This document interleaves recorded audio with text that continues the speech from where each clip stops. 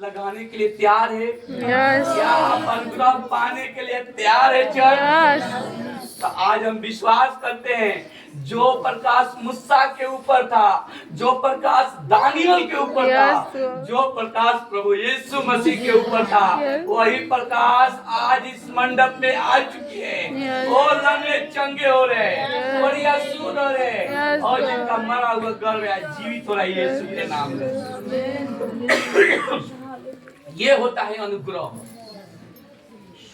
अगर आप चाहते हैं कि हमें अनुग्रह मिले तो सच में उस मंडली में उस संसारिक लोगों से, उस चुगली करने वाले से, और एक और किसी को हम टारगेट नहीं कर रहे हैं। हम मंसूर जी की बोल रहे हैं, उनको भी हम टारगेट नहीं कर रहे हैं, यानी हमें पत्नी के लिए धारावाहिक मोबाइल पिक्चर से भी दूर रहना पड़ेगा। क्या रहने के लिए तैयार है? क्या चाहते हैं कि आज मेरा गर्भ खुले और मैं आशीषित हूँ?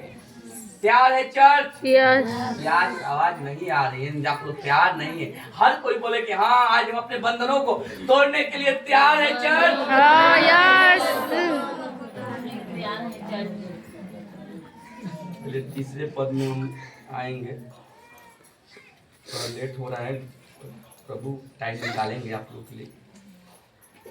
तीसरे पद है, हम पर अनुग्रह कर हे यहोवा, हम पर अनुग्रह कर क्योंकि हम अपमान से बहुत ही भर गए हैं। हम पर अनुग्रह कर, हम पर अनुग्रह कर हे यहोवा, हम पर अनुग्रह कर क्योंकि हम अपमान से भर गए हैं। क्योंकि हम अभिमान से भर गए। जब यहोवा का अनुग्रह आता है तो हमारे जीवन से अपमान चली जाती है। जब उसकी दया आती है तो हमारे जीवन से हर प्रॉब्लम सॉल्व हो जाते हैं। परमेश्वर के हजूरी में हम जब भी बैठते हैं, हम 4 साल से मसीह में हैं, 4 साल के विश्वासी हैं, पर परमेश्वर जब हम हजूरी में जाते हैं, ये बनावटी बात नहीं है, हम किसी का दबाव में भी नहीं बोलते हैं। आज आपको दिखाने के लिए हम नहीं बोल रहे हैं कि नहीं हम अच्छे हैं, बल्कि हम 4 साल के विश्वास में आपको गारंटी दे रहा हूं कि जब भी हम परमेश्वर की हजूरी में बैठते हैं, उसकी उपस्थिति में आते हैं, परमेश्वर एक ही बात बोलता है, दीपक मत डर, मैं तुम्हारे साथ हूँ। आपसे आज बोल रहा है, मत डर, मैं तुम्हारे संग हूँ।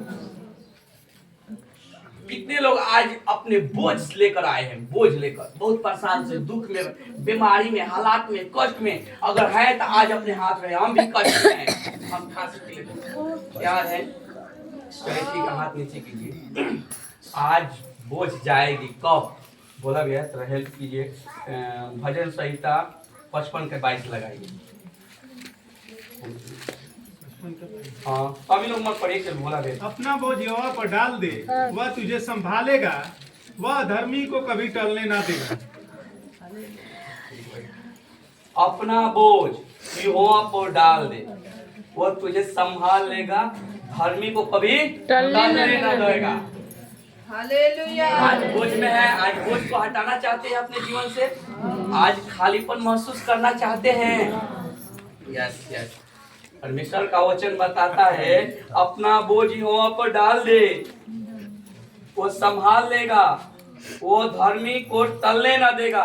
परमेश्वर का वचन इस तरह बताता है, उसने ये नहीं कहा कि पहले आप धर्मी बनो, उसने ये नहीं कहा पहले आप धर्मी बनो, उसके बाद मैं आपको बोझों को हटा दूंगा। नहीं समझ में आया? कुछ पल के लिए मानिए कि छोटा बच्चा है कोई, सबसे गोदी में, देखिए मान लीजिए दिव्यांशु है, आओ आओ एक मिनट, बोले भैया खड़ा हो जाइए कुछ पल के लिए। बोला भैया परमेश्वर है, क्या है? परमेश्वर मसीह है, और हम क्या है? हम संसारिक, जैसे कि आज संसारिक बोल रहे हैं, परमेश्वर की बेटा और बेटियां हैं। बोझ हम अपने कपार पर लिए हैं, अपना बोझ यहोवा पर डाल दो, यीशु पर डाल दो।